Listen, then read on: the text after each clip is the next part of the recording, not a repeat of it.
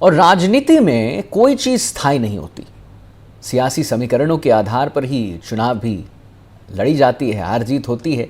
यह कहना है सीकर लोकसभा सीट से 2 बार के बीजेपी सांसद नेता स्वामी सुमेधानंद सरस्वती का। स्वामी सुमेधानंद सरस्वती ने लोकसभा चुनाव में हार की वजह के वोटिंग फीसदी कम होना बताया।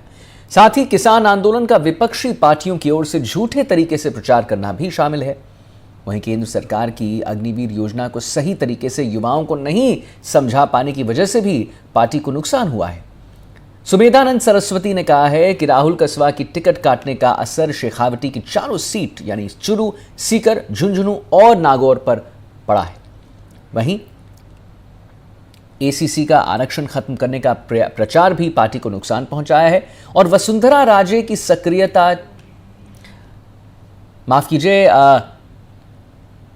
80 का आरक्षण खत्म करने का प्रचार भी पार्टी को नुकसान पहुंचाया है। वसुंधरा राजे के बारे में उन्होंने कहा है कि वसुंधरा राजे की सक्रियता चुनाव में कम रहने के सवाल पर सुमेधानंद सरस्वती का यह कहना था कि मैडम अगर चुनाव प्रचार करती तो पार्टी को लाभ जरूर मिलता।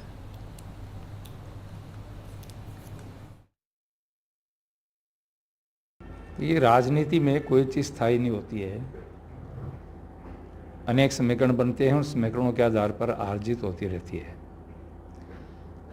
जहाँ तक वर्तमान 2024 के चुनाव का प्रश्न है, इसमें खास तौर से प्रथम चरण में हमारी 8 सीटें आ रही हैं, 12 में से 8 आ रहे हैं।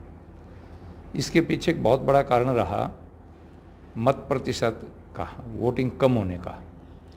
तो पार्टी इस पर बहुत गहनता से विचार कर रही है और पार्टी ने तुरंत जो ही दूसरा चरण प्रारंभ हुआ, जो ही पार्टी को पता लगा कि भाई ये तो वोट बहुत कम पड़ा है, इसका नुकसान भाजपा को होगा, तो पार्टी सक्रिय हुई और दूसरे चरण में मत प्रतिशत बढ़ा और उसका लाभ पार्टी को मिला कि पहले चरण में हम 8 सीटें हार गए और दूसरे चरण में 13 में से केवल 3 सीट आ रही।